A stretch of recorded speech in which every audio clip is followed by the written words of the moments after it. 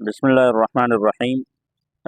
قرآن مجید میں آباد ہونے، بسنے یا رہنے کے لیے جو الفاظ استعمال ہوئے ہیں وہ سکن، تبوء، ثوى، بدا، حضر، خلد، عاشر اور غنیہ کے الفاظ ہیں۔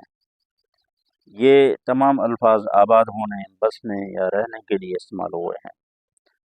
مثال کے طور پر سکنہ کا لفظ ہے۔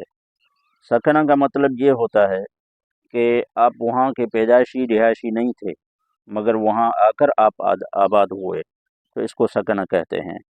جس طرح قرآن مجید میں اللہ تبارک و تعالیٰ کا ارشاد ہے، یا آدم اسکن انت وزوجک الجنہ، اے آدم تم اور تمہاری بیوی جنت میں آباد ہو جاؤ۔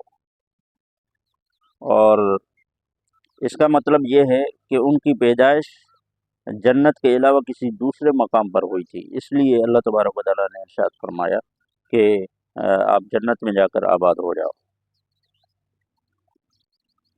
اور حضرت ابراہیم علیہ السلام نے جب حضرت ہاجرہ اور حضرت اسماعیل علیہ السلام کو لا بسایا تو فرمایا تھا ربنا انی اسکنت من ذریتی، اور ہمارے پروردگار میں نے اپنی اولاد لا بسائی ہے۔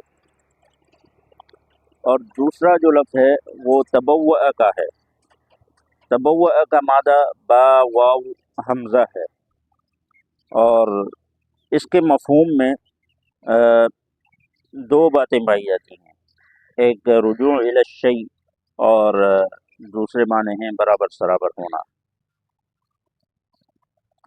اس لفظ کا استعمال اس وقت ہوتا ہے جب کسی رہائشی مقام کی فضا اور ماحول رہنے والے کی طبیعت کے موافق اور سازگار ہو، یا کوئی شخص جس مقصد کے لیے کسی رہائشی جگہ کا انتخاب کرتا ہے تو وہ اس کے لیے موافق اور سازگار ہو، جیسا کہ اللہ تبارک و تعالیٰ کا ارشاد ہے وَكَذَلِكَ مَكَّنَّا لِيُوسُفَ فِي الْأَرْضِ يَتَبَوَّأُ مِنْهَا حَيْثُ يَشَاءُ، اور اسی طرح ہم نے یوسف علیہ السلام کو ملک مصر میں اقتدار بخشا، وہ جہاں چاہتے رہائش اختیار کر لیتے۔ اور اسی طرح اللہ تعالیٰ نے حضور اکرم صلی اللہ علیہ وسلم کو مخاطب کر کے فرمایا وَإِذْ غَدَوْتَ مِنْ أَهْلِكَ تُبَوِّئُ الْمُؤْمِنِينَ مَقَاعِدَ لِلْقِتَالِ، اور جب آپ صبح کو اپنے گھر سے روانہ ہو کر ایمان والوں کو لڑائی کے لیے مورچوں پر موقع بموقع متعین کر رہے تھے، جس کا مطلب یہ ہے کہ آپ جنگ کے موقع محل کے لحاظ سے ہر ایک کو مخصوص مقامات پر متعین فرماتے تھے۔ تیسرے معنی ہیں ثویٰ۔ ثویٰ کے معنی بھی ہیں یعنی دفن کیا جانا، کسی جگہ ٹھہرنا اور آباد ہونا۔ ثویٰ الرجل کا مطلب یہ ہے کہ آدمی کا مرنا۔ آباء و اجداد سے کسی ایک مقام پر ہی رہائش اختیار کیے رکھنے کو کہتے ہیں، یا کسی ایک جگہ کو مستقل طور پر اقامت گاہ بنا لینے کو ثویٰ کہتے ہیں۔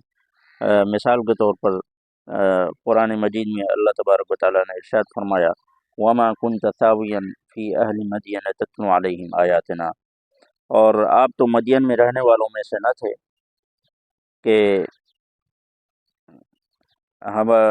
ہماری آیتیں پڑھ پڑھ کر سناتے۔ اچھا، چوتھا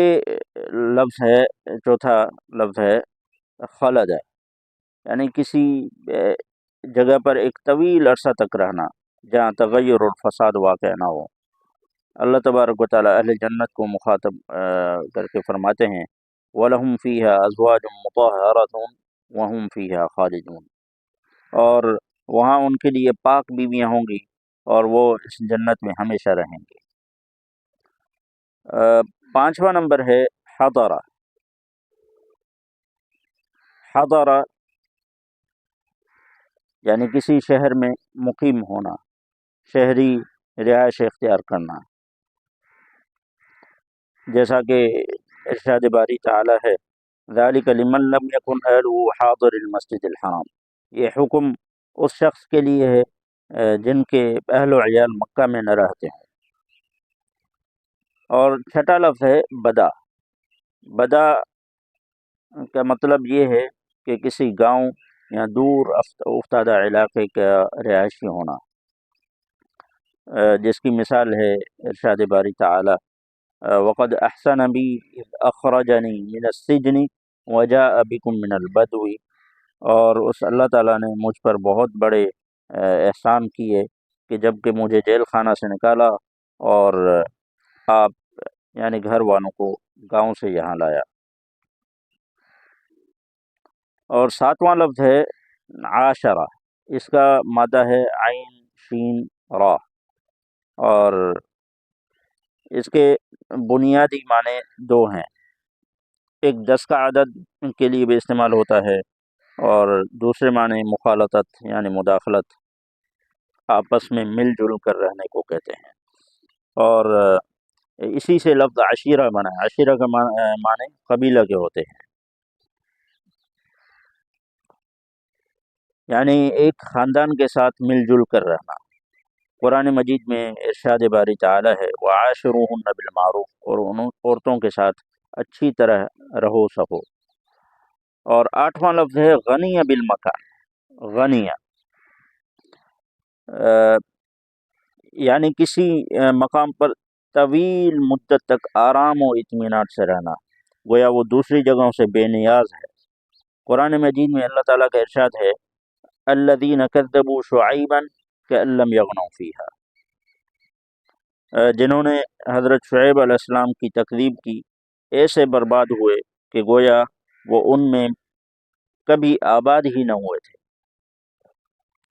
تو آج کے درس کا ما حصل یعنی خلاصہ یہ ہے کہ سکن کسی دوسرے مقام سے آ کر آباد ہونے کے لیے استعمال ہوتا ہے، تبوء موافق اور سازگار ماحول میں آباد ہونے کے لیے استعمال ہوتا ہے، سوا موروثی طور پر کسی جگہ آباد ہونے کے لیے استعمال ہوتا ہے، خلد طویل عرصے کے لیے جن میں تغیر و فساد نہ ہو اس کے لیے استعمال ہوتا ہے، حضر کسی شہر میں رہنے کے لیے آباد ہوتا ہے، بدا کسی دیہات یا جنگل میں رہنے کے لیے استعمال ہوتا ہے، اور عاشرہ اپنے خاندان میں مل جل کر رہنے کے لیے استعمال ہوتا ہے، اور غنیہ طویل مدت تک آرام و اطمینان سے رہنے کے لیے استعمال ہوتا ہے۔ وما توفیقی الا باللہ۔